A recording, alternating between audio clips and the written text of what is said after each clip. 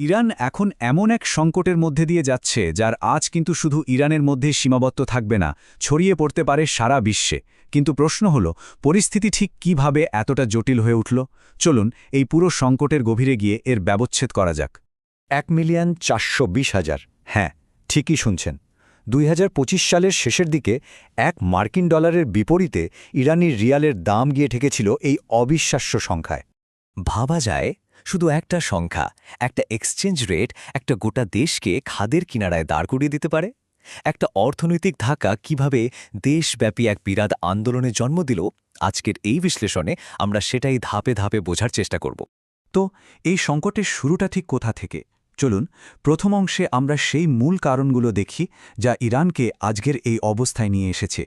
দেখুন, এখানে আসলে একটা নয়, চারটে কারণ মিলে একটা পারফেক্ট স্টর্ম তৈরি করেছিল। একদিকে রিয়েলের ভয়াবহ পতন সাধারণ মানুষের সব সঞ্চয় প্রায় শেষ করে দিচ্ছিল। তার উপর আকাশছোঁয়া মুদ্রাস্ফীতি, মানে চাল ডাল কেনার ক্ষমতাও কমে আসছিল। সাথে ছিল বহু বছরের আন্তর্জাতিক নিষেধাজ্ঞা, যা দেশের অর্থনীতিকে ভেতর থেকে দুর্বল করে দিয়েছে। আর এই সব কিছুর ওপরে ছিল সরকারের বিরুদ্ধে জমে থাকা বহুদিনের ক্ষোভ। সব মিলিয়ে পরিস্থিতিটা ছিল একটা টাইম বোমার মতো। 48.6%। 2025 সাল শেষে এটাই ছিল ইরানের বার্ষিক মুদ্রাস্ফীতির হার। সহজ কথায়, এক বছরে জিনিসের দাম প্রায় 50% বেড়ে গিয়েছিল। মানে যে পরিবার আগে 10,000 টাকায় মাস চালাত, তাদের এখন 15,000 টাকা লাগছে। এই অর্থনৈতিক চাপটা ছিল একেবারে অসহনীয়। তো অর্থনৈতিক হতাশার এই ছোট স্ফুলিঙ্গ কিভাবে সারা দেশে দাবানলের মতো ছড়িয়ে পড়ল? চলুন এবার দেখি বিক্ষোভগুলো কিভাবে একটার পর একটা ধাপ পেরিয়ে আরও তীব্র হয়ে উঠল। দেখুন, শুরুটা হয়েছিল খুবই ছোট আকারে। তেহরানের গ্র্যান্ড বাজারের কিছু দোকানদার তাদের অর্থনৈতিক দুর্দশা নিয়ে প্রতিবাদ শুরু করে। কিন্তু মাত্র কয়েকদিনের মধ্যেই সেই বিক্ষোভ ইস্পাহান, সিরাজের মতো বড় বড় শহরে ছড়িয়ে পড়ে। আর যখনই সরকার পরিস্থিতি সামলাতে ইন্টারনেট বন্ধ করে দিল, তখনই যেন আগুনে ঘি পড়ল। বিক্ষোভ আরও হিংস্র হয়ে উঠল, আর দেখতে দেখতে সারা দেশে ছড়িয়ে পড়ল। আর এখানেই কিন্তু পুরো খেলার মোড় ঘুরে যায়। যে আন্দোলন শুরু হয়েছিল পেটের দায়ে, সেই আন্দোলন খুব দ্রুতই রাজনৈতিক রূপ নেয়।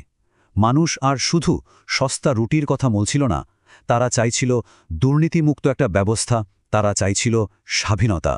সরকার যখন দেখল পরিস্থিতি হাতের বাইরে চলে যাচ্ছে, তখন তারা আরও কঠোর অবস্থান নিল।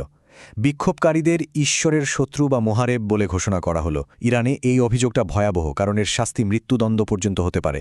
এতেই বোঝা যায় পরিস্থিতি কতটা গম্ভীর হয়ে উঠেছিল।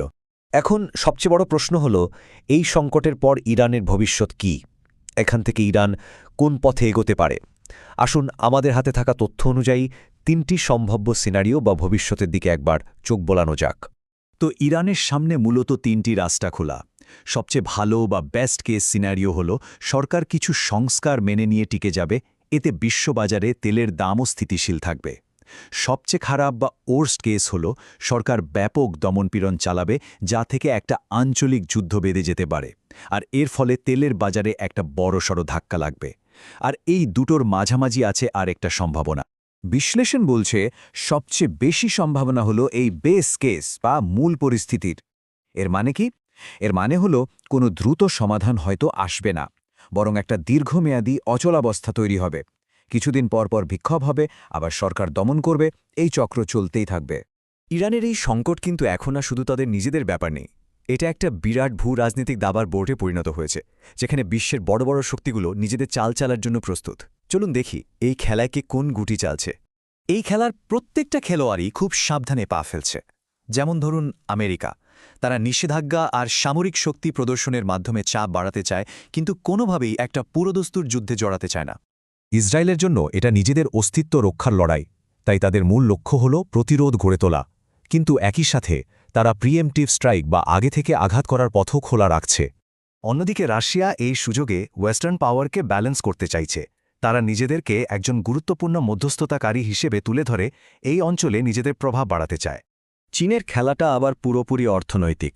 তাদের একটাই লক্ষ্য, ইরানের স্থিতিশীলতা বজায় রাখা, যাতে ওই অঞ্চল থেকে তাদের তেল আর গ্যাসের সাপ্লাই চেইন ঠিক থাকে। আর ভারত এই জটিল খেলায় কোনো পক্ষ না নিয়ে একটা নিরপেক্ষ কূটনীতির পথে হাঁটছে। তাদের মূল উদ্দেশ্য হল নিজেদের অর্থনৈতিক স্বার্থ আর নাগরিকদের নিরাপত্তা নিশ্চিত করা। সংক্ষেপে পুরো দাবার ছকটা যদি দেখি, তাহলে দেখব প্রত্যেকেরই নিজস্ব কৌশল আছে, আর সাথে আছে বিরাট ঝুঁকি।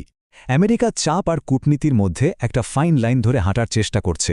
ইসরায়েল প্রতিরোধের কথা বললেও যে কোনো সময় আক্রমণাত্মক হয়ে উঠতে পারে, আর রাশিয়া ও চীন নিজেদের ভূ-রাজনৈতিক স্বার্থে এই পরিস্থিতিকে ব্যবহার করতে চাইছে। এত সব কিছুর পর আমরা একদম শেষ এবং সবচেয়ে গুরুত্বপূর্ণ প্রশ্নে এসে পৌঁছেছি। এই ভয়াবহ সংকটের চূড়ান্ত পরিণতি কি হতে পারে? কিন্তু সবার মনে যে আসল ভয়টা কাজ করছে, সেটা হলো এই সব কিছু শেষটা কি একটা পারমাণবিক যুদ্ধে গিয়ে ঠেকবে? এটা কি আসলেই সম্ভব? এর উত্তরটা বেশ স্পষ্ট। বিশ্লেষণ বলছে সরাসরি একটা পারমাণবিক যুদ্ধের সম্ভাবনা অনেক অনেক কম, কারণ কোনো পক্ষই এই ধ্বংসলীলার প্রথম পদক্ষেপটা নিতে চাইবে না। তাহলে আসল বিপদটা কোথায়? আসল বিপদটা পারমাণবিক বোমায় নয়। আসল বিপদটা লুকিয়ে আছে একটা ছোট্ট ভুল হিসেবে, একটা প্রক্সি যুদ্ধ, একটা বড় সাইবার অ্যাট্যাক বা একটা সীমিত আকারের সামরিক হামলা। এই ধরনের কোনো ঘটনা খুব সহজেই নিয়ন্ত্রণের বাইরে চলে যেতে পারে। আর এই অনিয়ন্ত্রিতভাবে বেড়ে ওঠার ঝুঁকিটাই ইরান সংকটকে এতটা বিপজ্জনক করে তুলেছে।